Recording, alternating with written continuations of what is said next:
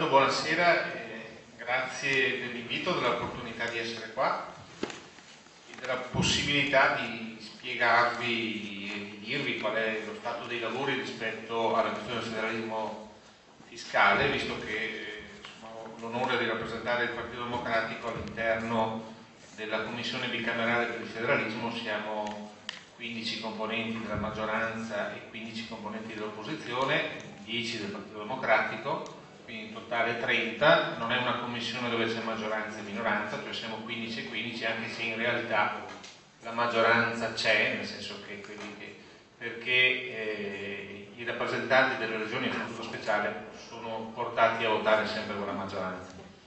Ecco, vi dico questo perché comunque anche nella composizione di quella commissione io ritengo che siano stati fatti degli errori, perché per dirvi, la legge 42, che è la legge che è andata, la legge quadro che prende spunto dal titolo quinto per il federalismo fiscale, di fatto non può toccare le regioni a statuto speciale, però all'interno dei 30 ci sono 5 componenti che sono delle regioni a statuto speciale, non si sa mai, si mette le mani avanti, tanto per essere chiari. Allora, io vorrei, perché credo che la cosa bisogna inquadrarla. Posso parlare? Scusi, signore. Vorrei sapere se cominciamo così non finiamo più. No, che differenza c'è fra lo statuto speciale e il federalismo di Bossi? Quello è Sì, speciale. adesso ci arrivo. Dov'è che prendono i soldi? Adesso ci arrivo. Però se non ne usciamo più, nel senso, vabbè, comunque nel statuto speciale ci sono degli statuti e in Costituzione sappiamo che vengono riconosciute le regioni a statuto speciale. Le regioni a statuto speciale ognuna ha una sua peculiarità. Faccio un esempio: il Trentino Alto Adige ha la peculiarità che gli restano i 9 decimi. Cosa vuol dire? Di tutte le tasse che pagano quelli del Trentino Alto Adige, 9 parti restano nel Trentino Alto Adige e una parte va a Roma. Il Friuli invece 6 decimi, cioè 6 parti restano in Friuli e 4 parti vanno a Roma. La Sicilia siamo ai 9 decimi, poi però lo Stato dà anche di più, perché il problema è che hanno un reddito pro capite, quindi questo solo per dare un quadro, ma questa è solo una parte, ecco, perché poi autonomia vuol dire anche molto altro. In questo, vedete, io volevo, visto che mi hai fatto questa cosa, probabilmente anche utile perché dà uno spunto, però non interrompiamoci, magari dopo chiudiamo, perché se no facciamo fatica a ragionare.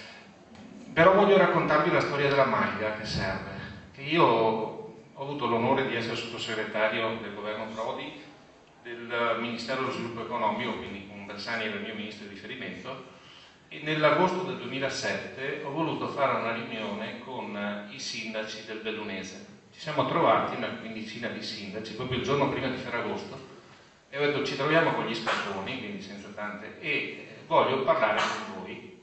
E ci siamo incontrati per capire qual era il problema di queste famose aree di confine, perché giustamente esiste un problema. Poi io vi darò alcuni dati. Faccio un esempio: la provincia di Trento dà alle aziende a fondo perduto, quota capitale, una media di 800 euro per abitante, quando il Veneto ne dà 30.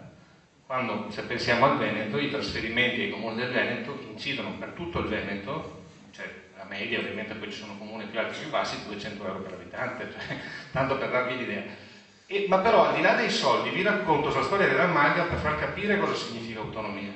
Allora, ero a questa riunione, a un certo punto un consigliere provinciale di Belluno mi dice: posso raccontare la storia della maglia? Sì, d'accordo.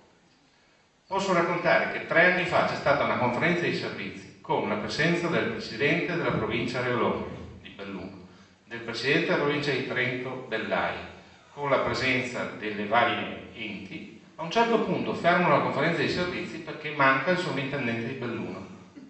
E Bellai cosa dice? Io vado avanti lo stesso perché il sovrintendente è un mio dipendente. Cosa è successo? Dopo 2 anni la maglia nella parte che riguarda il Trentino era già ristrutturata, quella della parte di Belluno doveva ancora avere nulla osta da parte delle autorità competenti, tanto per capirci. E in questo vi aggiungo un altro esempio che mi diceva sempre lo stesso assessore provinciale. Mi diceva: esempio, c'è una scuola che non viene più utilizzata come scuola, che deve essere data a un'associazione che ha, non so se fosse l'AISM, o un'associazione simile, e dovevano fare un ascensore esterno in questa scuola. Il sovrintendente di Belluno aveva detto di no. Erano intervenuti con Rutelli, allora ministro ai beni culturali, e non erano ancora riusciti, nonostante la pressione di Francesco Rutelli, ministro, a far sì che quel sovrintendente desse un parere favorevole su una questione di questo tipo. Questa è la questione. In questo caso non stiamo parlando di risorse, stiamo parlando di un ragionamento completamente diverso, ma credo che serva per capire. E in questo mi serve perché vi leggo l'articolo 5 della Costituzione italiana. È importante, ve lo leggo oggi perché oggi si sono festeggiati la famosa breccia di Porta Pia e si è festeggiato anche il 140° della Costituzione del Comune di Roma. Allora, la nostra Costituzione ha meno anni del Comune di Roma, tanto è vero che la Costituzione, 63 anni fa, ha detto all'articolo 5: la Repubblica è una e indivisibile, riconosce e promuove, riconosce vuol dire che già ci sono, e promuove le autonomie locali, attua nei servizi che dipendono dallo Stato il più ampio decentramento amministrativo, adegua i principi e i metodi della sua legislazione alle esigenze dell'autonomia e del decentramento. Questa bisognerebbe leggerla ogni volta che parliamo di patto di stabilità. Perché immaginare che gli enti locali hanno risorse e poi non possono spenderle, anche quelli che non hanno debiti, anche quelli che stanno amministrando bene, eccetera, eccetera, cioè questa è la chiara dimostrazione. È inutile che mi parli del federalismo.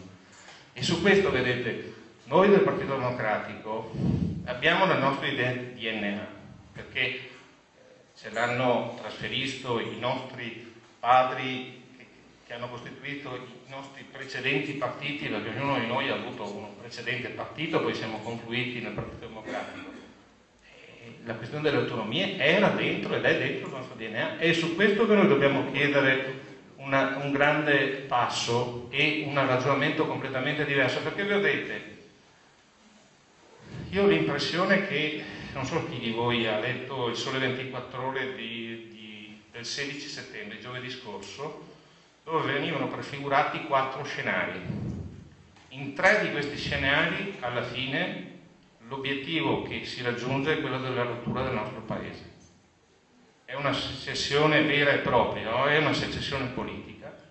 Di fatto questo è quello che avviene se il federalismo non viene fatto bene. E siccome non lo stanno facendo bene, perché questo è un federalismo clientelare, e vi spiego perché. E su questo io sono tra quelli che sto litigando con il mio partito perché sono stanco dell'astensione. Nel senso che o si vota sì o si vota no, e si fa capire perché si vota sì e perché si vota no. Vi faccio questi ragionamenti e poi vorrei entrare anche un po' nel merito, perché sennò giustamente fai un intervento politico e non vai sul succo della questione, non ci racconti quali sono le questioni che state tentando di affrontare. Perché sul fatto che il federalismo serve, sul fatto che bisogna cambiare il meccanismo della distribuzione delle risorse, siamo tutti d'accordo.